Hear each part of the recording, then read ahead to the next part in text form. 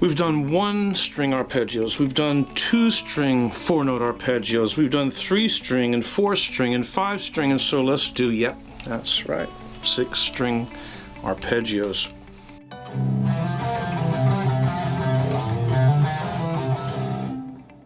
Welcome back to the channel. My name is John Stockdale, and I want you better on arpeggios. Yeah, arpeggios are really the building blocks of music. In melody, harmony, and rhythm, it takes time to really understand the construction and the appreciation of doing everything at a slow pace is result. You have to take your time. We have different ways that we can play 6-note arpeggios. We can play all the notes in one region. We can play it with our second finger. A, C, E, G, A, C, E, G, A, C. We just play a tertiary form. A, C, E, G, A, C, E, G, A, C. We can play it quaternary form. A, C, E, G, A, C, E, G, A. Okay, now I just started with a different finger, and I found the closest note to my finger, and some of it was a little uncomfortable and some of it wasn't, and some of it I just decided to play the 2 notes on that string instead of the 1 note on that string, that kind of thing. And so this is what we battle in improvisation all the time. And how you practice is how you're going to come out with your improvisational skills when you create melodies spontaneously. Let's look at starting with the first finger, and we'll play only ascending so we can really see the names of the notes. We're going to say the names of the notes also out loud. When we do this, we look at 4 fingers corresponding to 4 frets. Our pinky is responsible for 1 fret forward. Our first finger is responsible for 1 fret back in the classical hand position. This helps us memorize things on the fretboard, whether it's chords, or, well, mostly scales, because certain fingers are responsible for notes that they're assigned to on that fret and that string. Now, as you play, that just flies out the window. You know, you don't want to have to think about that. So that just comes with just knowing the note and what you want to hear, either the name of the note, the number of the note, whatever's involved. So let's look at it. I'm going to do all of the 7 arpeggios for Autumn Leaves because it has major 7, minor 7 flat 5, and dominant 7. Well, not dominant 7, just 7. Some of them will start with the second finger and third finger just because of where the note is in that position, but only this region, and that region, and we'll study 6 strings and 4-note arpeggios. Okay, so here's the progression written out for you on the bottom of the screen. Play with me, and we would have practiced this and take it now further. After that, you can move it in the cycle of 4th, cycle of 5th, however you want to practice with it. But this is a good way to just do it. A, C, E, G, A, C, E, G, A, C. Now our next chord is D7. So our lowest note in the chord is the 5th. So A. So we have A, C, D, F sharp, and then we do it again. A, C, D, F sharp, A, C. Okay, now the next chord after that is G major 7. Now see, look, if I were to do, I can put this, these 2 notes are also here. I can start off in on my quaternary form.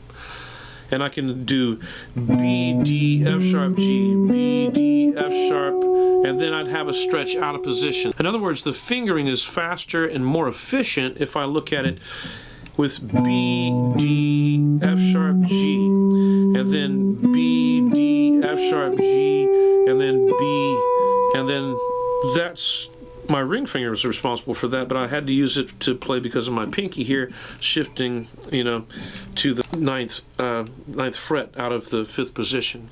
So look at that one again. B, D, F sharp, G, B, D, F sharp, G, B. As opposed to quaternary form.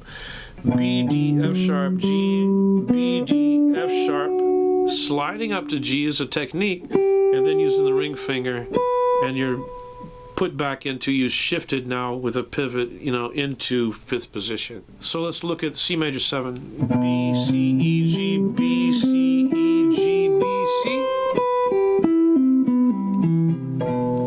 Played ascending and descending. Don't forget to practice these arpeggios. Only ascending, or all of them only descending, or only all of them ascending and descending, and then finally descending, then ascending. The video would be too long. I'll be doing them in a future video. I'm only going to do ascending. All right, now that we've got the fluff out of the way, let's go through the whole thing and finish up these 3 exercises. A minor 7, A, C, E, G, A, C, E, G, A, C. And now we have D7, the lowest note, A, in 5th position. A, C, D, F sharp, A, C, D, F sharp, A, C. And then I have G major 7, the lowest note, B, in 5th position. B, D, F sharp, G, B, D, F sharp, G, B. And then I have C major 7, tertiary form yet again. B is the lowest note in 5th position. B, C, E, G, B, C, E, G, B, C. I have F sharp minor 7, flat 5. The lowest note is A, the flat 3rd, in 5th position. A, C, E, F sharp, and then A, C, E, F sharp, A, C. And then B7, the lowest note is A, the flat 7 of the chord. A, B, D sharp, F sharp, A, B, D sharp, F sharp, A, B. And then finally, E minor, the last chord of the progression. The lowest note, E, G, B, D, is the way it's spelled. B is the tertiary form again. B, D, E, G, B, D, E, G, B. Alright, after E minor 7, we move to 1st position, and we're going to have open strings because of this. A minor 7, E, the 5th of the chord, is the lowest note on the 6th string in this position. So E, G, A, C, and then instead of playing the open A string, I want to limit playing any open strings so I can transpose easier. So I'm going to play that open A string fretted in 1 fret out with my pinky stretch out of position. Remember, my first finger is responsible for the open string, and my pinky is responsible for the fret 5 for any stretch out of the 1 note out of position. So let's play that again. A minor 7, E, G, A, C, E, G, A, C, E, G, A. Okay. D7, lowest note, F sharp, A, C, D, F sharp, A, C, D, F sharp, A. Then I go to G major 7, lowest note, F sharp, the major 7 of the chord, G, B, D, F sharp, F sharp, B, D, F sharp, B, D, and then F sharp, B, F sharp, G, B, D, and then F sharp, G. C major 7, open the 3rd of the chord, C, E, G, B, the 4 notes that spell the C major 7 arpeggio. So I have E, G, B, C, E, G, B, C, E, G. F sharp minor 7, flat 5. The lowest pitch is the open E string, the flat 7 of the A minor 6 chord with the 6 in the bass. E, F sharp, A, C, and then E, F sharp, A, C, E, F sharp, A. And then I have B7. The lowest note is F sharp, the 5th of the chord. F sharp, A, B, D sharp, and that's going to have to be on the 1st fret of the D string. And then you got it again. You got F sharp, A, B, D sharp, F sharp, A, and then finally the open E, the E minor 7 arpeggio, and the root is on the 6th string. E, G, B, D, E, G, B, D, E, G. All right, let's move to 9th position, A minor 7 arpeggio, and the 4 notes that you need to think about are A, C, E, G. You should be able to start A, C, E, G, start on the, what if it was first inversion? C, E, G, A, that spells the C6 chord. E, G, A, C. See, you would be able to name them from any scale degree, ascending and descending. And when you do this exercise and say the name of the note while you play it, you're able to just have a better relationship with what you want to say improvisationally. C, E, G, A. Do it again. C, E, G, A. And do it again. C, E. And then I'm done in that position. And those are the notes. I'm going to go to the next chord, D7, our lowest note, the flat 7, C again, and primary. So C, D, F sharp, A, C, D, F sharp, A, C, D. Okay, G major 7 coming at us. And we have G, B, D, F sharp. The lowest note in this region, in this position here, we have D. So G, B, D, I got to find F sharp and then start the arpeggio. So we can look at it as 3 things. Let's look at it at another vantage point. I got D and F sharp. Okay, that's the last 2 notes of the arpeggio before I get to start and root position. Now I play the 4-note arpeggio. G, B, D, F sharp. Okay, that's another section. And here's the last vantage point. G, B, D, F sharp. G, B, D, I don't have F sharp in that region unless I really stretch out of position or tap. Okay, but I'm focusing in a regimented way on what's available comfortably. Melody will be so much more approachable because of that knowing, right? After G major 7, C major 7. So I stretch out of position and I'm in root position. So that means I've got 2 full octaves and then some. That's the 3 things. 1st octave, 2nd octave, and then some. Well, what is this then some? 2 notes or 3 notes? What note do I end on? Do I end on the 3rd? Do I end on, what is it? So I have C, E, G, B. That's the 1st octave. C, E, G, B. And then what do I have? I'm ending on the 3rd in this position. That's nice to know.